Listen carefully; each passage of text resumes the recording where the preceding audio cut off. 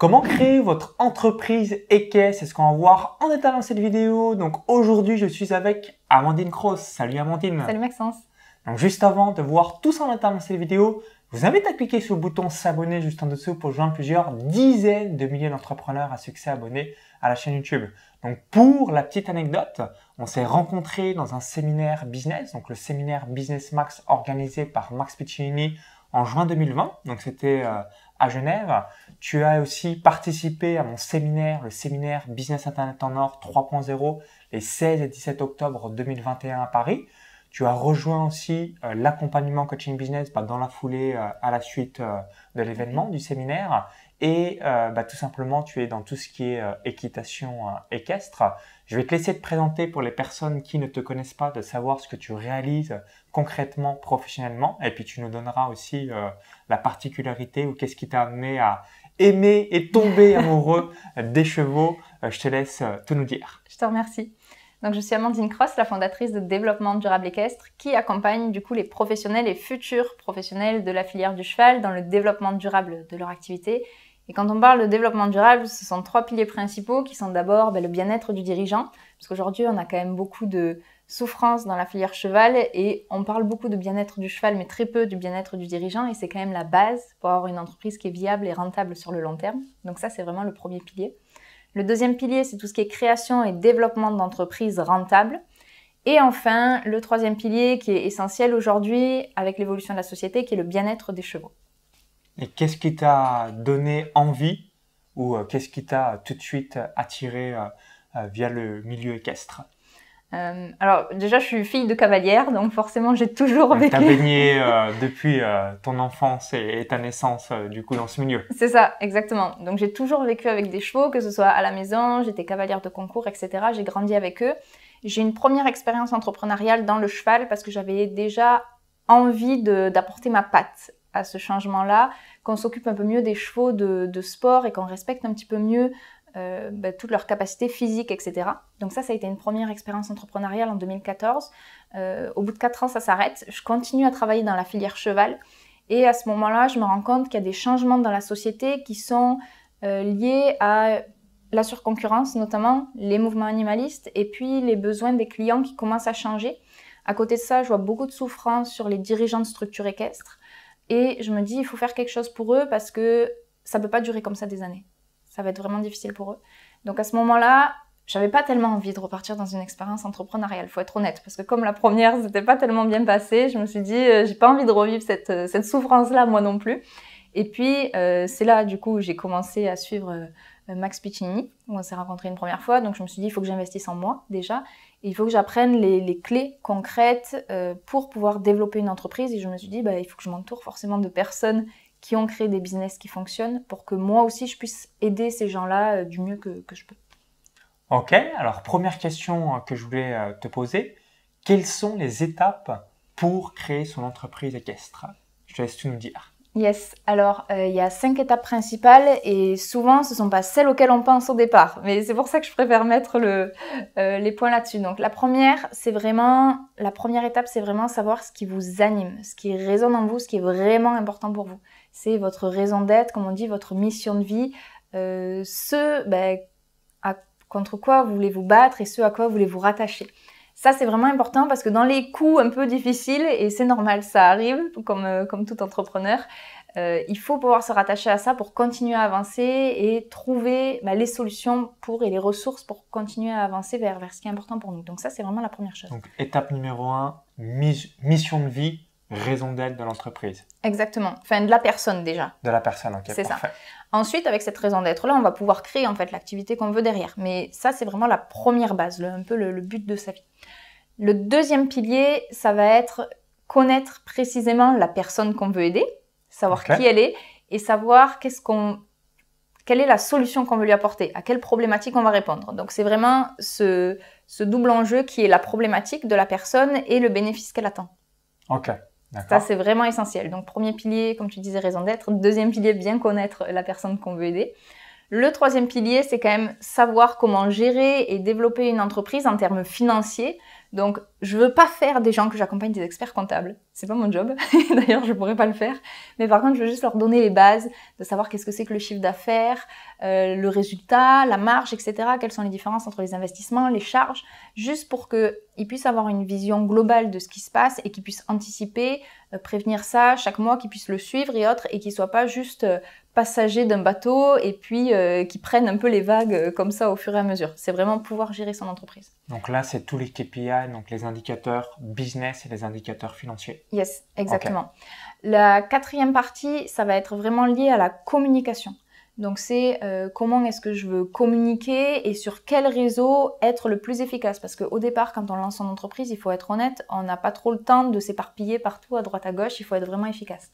Donc quel réseau ou quel canal de communication est le plus adapté et créer la communauté. La confiance, monnaie du 21e siècle, ça te parle? Complètement. Voilà, donc créer la communauté le plus tôt possible, même avant d'avoir son entreprise en fait, pour pouvoir déjà poser les questions à nos futurs clients, savoir ce dont ils ont besoin et pouvoir les aider là-dessus. Ça, c'est le quatrième pilier. Et le dernier, c'est vraiment ce qu'on a dans la tête.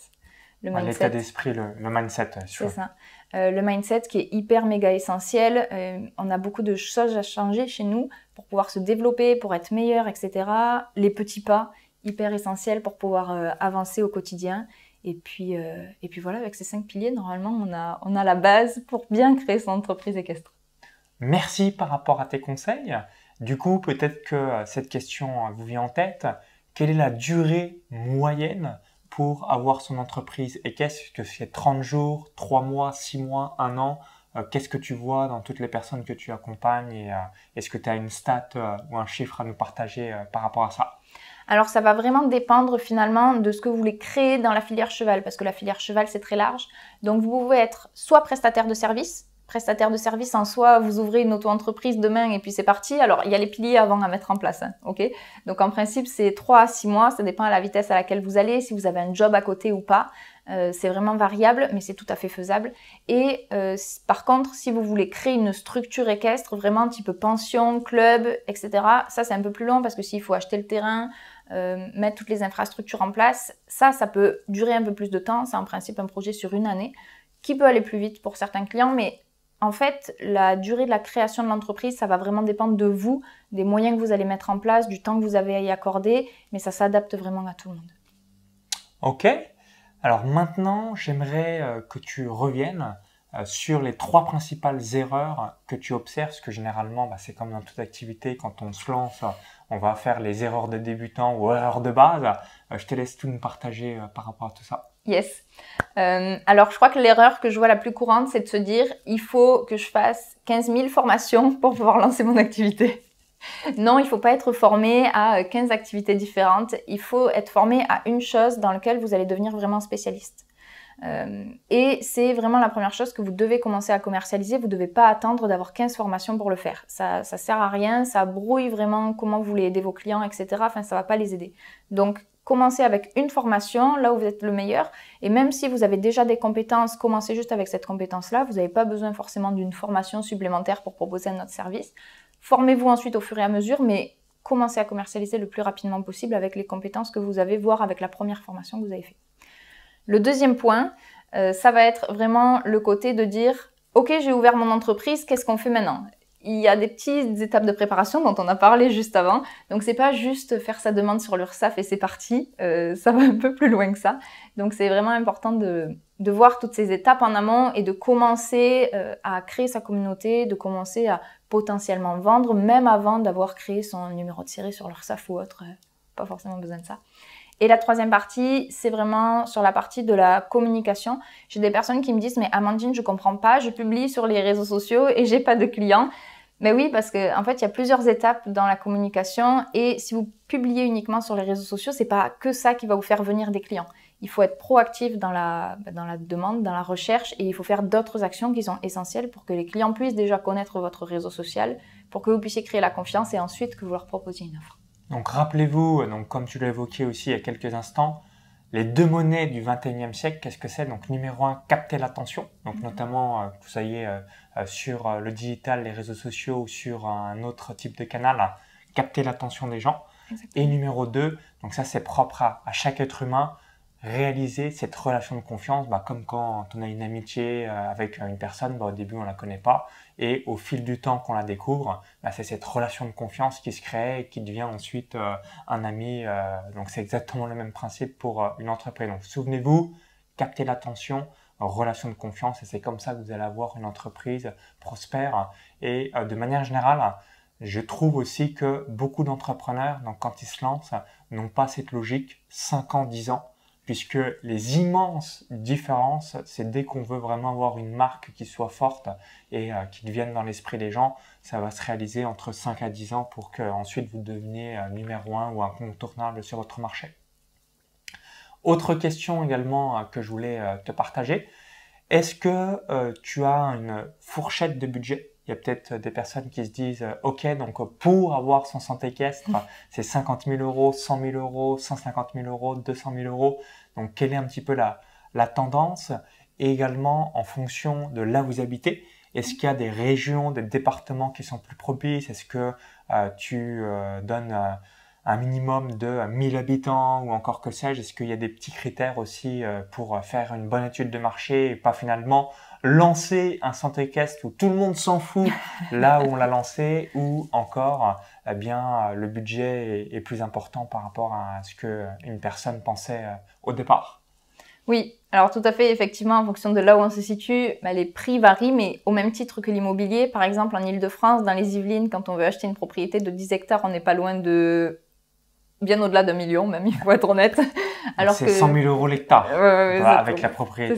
C'est ça. Et en plus, aujourd'hui, il est essentiel d'avoir de l'espace pour les chevaux. Donc, peut-être que les Yvelines, effectivement, il y a beaucoup de clients, mais en termes de rentabilité, c'est un peu chaud, à moins que vous ayez vraiment un gros apport.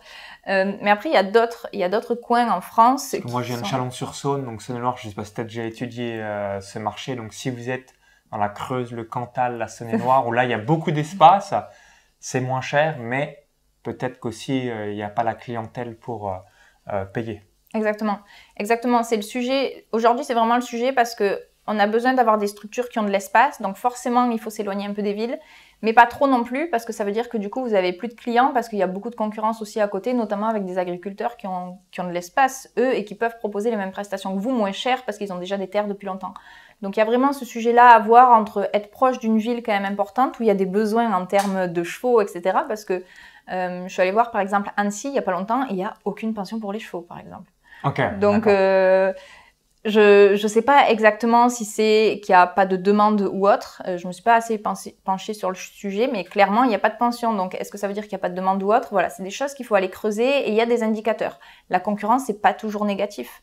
La concurrence, ça peut être aussi un indicateur de dire, il y a beaucoup de demandes, donc c'est possible que je puisse m'installer et que je fasse un peu différemment du voisin et que du coup, je puisse avoir des clients aussi. C'est OK. Moi, je préfère quand il y a déjà une concurrence installée entre guillemets, on sait qu'il y a un marché et le but c'est de faire mieux ou plus rapide ou à sa sauce, mais quand il y a vraiment personne, de manière générale, c'est rarement bon signe. Pourquoi? Parce que ça signifie qu'il n'y a pas de marché. En tout cas, il y a une forte probabilité que ce soit le cas. C'est vrai, c'est vrai, c'est vrai. Et puis en plus, dans les chevaux, on a énormément d'activités. On peut faire vraiment beaucoup de choses différentes, même dans les pensions. Il y a tellement de types différents de pensions, donc il n'y a aucun souci, même si on est sur un marché très concurrentiel, du moment qu'il y a de la demande, on peut tout à fait se positionner et arriver et créer quelque chose de différent. C'est vraiment pas très compliqué à faire. Donc je vous invite vivement, comme disait Maxence, quand il y a du monde, à pas dire au secours, il faut que je parte, mais à se dire, ok, est-ce qu'il y a de la demande en face? Et si oui, qu'est-ce que je peux proposer qui est un peu différent et qui va me permettre de rentabiliser et de développer mon activité? Alors, autre question également que je voulais te partager. Donc, comme vous le savez peut-être, ou comme je disais aussi à Amandine, donc moi, j'ai eu un cheval que mes parents m'ont offert, donc c'était en 1999. Donc, j'ai une jument qui s'appelle Isara, donc qui est née le 15 mars 1996. Donc, elle a un peu plus de 26 ans. On réalise cette vidéo à l'été 2022. Et donc, j'ai fait des cours d'équitation. Et ce que je disais à Amandine, c'est que j'étais le seul garçon quand j'avais 10, 11, 12 ans, puisque c'est quasiment que des filles. Et à contrario, si on regarde donc tout ce qu'on peut voir à la télé, c'est que des jockeys. Donc là, c'est des hommes. Et du coup, quelle est la tendance que tu peux observer aussi quand il y a une création d'entreprise équestre? Est-ce que c'est davantage les hommes? Est-ce que c'est davantage les femmes? Est-ce que c'est davantage un couple? Quelle est cette tendance? Comme moi, je pensais pas du tout que j'allais être le seul garçon quand j'avais 10-12 ans, quand j'ai fait des cours d'équitation, donc par rapport à cette jument, à ce cheval que mes parents m'avaient offert. Et ensuite, quand on voit la télé, que des jockeys hommes. Donc je te laisse tout nous dire vis-à-vis de tout ça. Oui, forcément, il y a une forte tendance de féminisation pour la filière cheval. Il faut être honnête avec ça. Et le sport de haut niveau, par contre, je sais pas si ça attire plus les hommes, mais en tout cas, c'est un problème de société. C'est pas qu'un problème dans le cheval, mais c'est vrai qu'à haut niveau, on voit beaucoup plus d'hommes parce que ça demande des capacités de gestion d'entreprise, d'être là sur le long terme, etc. Les femmes, parfois, sur les grossesses, etc., ça peut nous faire baisser en termes d'activité et autres. Donc c'est vrai que c'est les mêmes problématiques qu'on retrouve dans la société au final. Donc moi j'ai quand même beaucoup de femmes, j'ai que des femmes d'ailleurs. Toi t'as que des femmes, oui. T'es spécialisée femme ou c'est un hasard? Pas du tout, c'est un hasard. C'est un hasard, excellent. Exactement. Donc j'ai que des femmes, mais ce que je veux dire par là, c'est que les femmes, elles ont absolument rien à envier aux hommes. J'ai des personnes qui sont tellement déterminées, des personnes qui ont tellement une raison d'être forte, qui se battent pour ça tous les jours. Et donc, même si vous êtes une femme, n'ayez aucun complexe et continuez à faire ce que vous voulez faire. Parce que de toute manière, on compense aussi ce côté-là, moins de force, entre guillemets, avec tous les plans qu'on peut mettre en place, etc. pour nous aider avec les chevaux. On a aussi une sensibilité qui est assez incroyable. Et ça, c'est pas que moi qui le dis par rapport aux chevaux. Il y a d'autres cavaliers qui le disent, qu'on a cette sensibilité-là avec les chevaux qui sont des animaux vraiment très sensibles. Donc il faut en profiter et on n'a rien à envier aux hommes aujourd'hui. Et en termes d'installation, j'ai quand même beaucoup de femmes qui sont seules ou accompagnées de leurs compagnons, mais c'est pas forcément la majorité des cas. Et souvent, le compagnon va garder son métier à côté, donc il sera là pour donner un coup de main de temps en temps, mais il sera pas là à 100% sur l'exploitation, sur l'activité. Ok, merci par rapport à ton feedback. Pour finir sur une dernière question, quel message laisserais-tu aux personnes qui hésitent à lancer ou à créer leur centre équestre? Qu'est-ce que tu aimerais leur évoquer, puisque c'est quand même un engagement important, donc je te laisse tout nous évoquer. Alors dans la filière cheval, il y a quelque chose qu'on entend beaucoup, c'est du type pour être milliardaire, il faut commencer pour être millionnaire, il faut commencer milliardaire. C'est comme les compagnies d'avion, on dit la même chose pour les compagnies aériennes. Voilà, j'ai trouvé du coup une seconde activité. Il y a ça, il y a aussi le fait de tu ne gagneras jamais ta vie dans les chevaux, et ce qui aujourd'hui est faux. Pardon, je rectifie, il y en a pour qui c'est vrai, mais parce qu'ils n'ont pas les clés de la gestion d'entreprise. J'ai rencontré des dirigeants de structures équestres qui ne savaient pas leur chiffre d'affaires. Forcément, vous mettez des gros bâtons dans les roues quand vous faites des choses comme ça, parce que vous n'avez pas les clés pour gérer votre entreprise. Et c'est cool de bien connaître les chevaux, mais il n'y a pas que ça. Quand vous avez une entreprise, il faut savoir gérer l'entreprise aussi également, on ne peut pas passer à côté de ça. Donc, forcément, il y a des difficultés sur ces personnes-là qui n'ont pas les clés pour gérer leur entreprise. Par contre, à l'inverse, j'interviewe régulièrement d'ailleurs sur ma page Instagram et sur la chaîne YouTube de DDE des personnes qui ont des modèles innovants ou pas tellement, parce qu'on a déjà aussi des personnes qui font des clubs et des écuries, qui savent gérer tout ça et qui ont des rentabilités qui sont très bonnes. Donc il n'y a aucun souci pour vous lancer, il y a des gens qui en vivent, ce qu'il faut c'est s'inspirer de ces gens-là plutôt que de leur tirer dessus, parce qu'on a parfois un milieu qui est pas toujours bienveillant, et plutôt que de dire oui, il se fait de l'argent sur le dos de je sais pas qui, il vaut mieux s'inspirer, comprendre les clés qui ont fait que cette personne a réussi à créer cette entreprise-là, et puis avancer et prendre le même chemin pour que vous aussi, vous puissiez développer votre activité sereinement avec les chevaux pour pouvoir contribuer à cette belle filière. Merci Amandine par rapport à ton retour, et je voulais rebondir par rapport à ce que tu as évoqué, parce que comme tu as fait du développement personnel, ça va te parler, puis ça va parler à toutes les personnes qui vont regarder. C'est vraiment vital de changer d'identité, donc de casquette. Je vais vous donner quelques exemples précis. Donc, lorsque l'on est entrepreneur, on doit mettre cette casquette d'entrepreneur. Donc, communicant, entrepreneur-chevaux, marketeur, entrepreneur-chevaux. Donc, on doit avoir cette casquette parce que souvent, comme tu l'as évoqué, si on est juste passionné mais qu'on s'en fout royalement des chiffres, qu'est-ce qui va se passer? Vous allez tomber en faillite, ce qui est tout à fait normal parce que vous savez absolument rien ce que vous effectuez et comment améliorer ou enlever quelque chose qu'on ne mesure pas, impossible. Donc c'est vraiment vital. Les amateurs supposent, les professionnels mesurent. Donc avoir à un moment votre casquette identité, donc là de passionné de chevaux, ce genre de choses. Votre casquette d'entrepreneur. Donc entrepreneur, c'est quoi? C'est le management, la gestion financière, le marketing, la vente, etc. Et évidemment, si vous avez aussi des enfants, c'est votre casquette de père de famille, de mère de famille. Si vous êtes en couple, vous avez un mari ou une femme, votre casquette de mari ou femme. Donc, qu'est-ce que dire par là? À chaque fois, changer d'identité et ne pas rester dans l'identité tout simplement où vous êtes, quel que soit le domaine. Et ça, c'est une grosse erreur que réalisent beaucoup de personnes et c'est pour ça qu'ensuite, ils se disent « Pourquoi ça ne fonctionne pas ?» C'est la même chose que rester toute sa vie un adolescent. Non, vous êtes changé d'identité, vous êtes aujourd'hui un adulte. C'est exactement le même principe à avoir en tête, à l'esprit. Merci Amandine par rapport à ton feedback. Pour les personnes qui se disent Amandine, j'aimerais que tu m'accompagnes ou alors que tu me coaches, que tu mentors, que tu m'aides, où est-ce qu'on peut te retrouver pour les personnes qui souhaitent continuer avec toi? Alors principalement sur la page Instagram de Développement Durable Équestre, mais aussi sur la page Facebook Développement Durable Équestre Amandine Cross. Et puis sinon, envoyez un mail à amandine@développement-durable-équestre.com. Merci pour ton retour. Donc, si vous avez apprécié la vidéo, cliquez sur le petit bouton like et partagez-la à tous vos amis, toutes vos connaissances. Et pour regarder ce que réalise Amandine, lien dans la vidéo YouTube, comme info ou encore tout dans la description juste en dessous. Cliquez bien sur les liens, ça vous permet de voir et d'aller plus loin avec Amandine directement sur ses réseaux et les différents cadeaux que je mettrai en lien et puis ce qui vous permettra ensuite de poursuivre l'aventure. Donc à tout de suite de l'autre côté, bon développement de votre centre équestre et surtout vive les entrepreneurs. Bye bye.